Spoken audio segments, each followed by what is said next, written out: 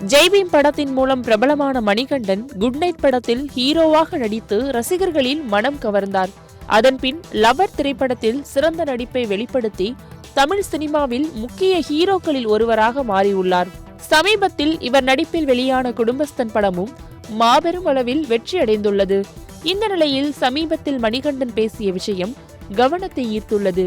அதில் ஒரு சமயம் அதிகமான மன உளைச்சலில் ஷேர் ஆட்டோவில் சென்று கொண்டிருந்த போது அந்த ஆட்டோ ஓட்டுநர் தன்னிடம் அவரது வாழ்க்கை குறித்து பேசினார்.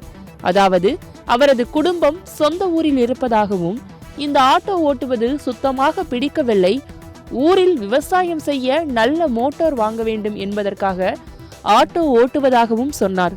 அதை கேட்டவுடன் ஒரு நம்பிக்கை வந்தது. திரும்பி எழுந்து ஓட வேண்டும் என்று நினைத்தேன் என்று நடிகர் மணிகண்டன் மனம் திறந்து பேசியுள்ளார்.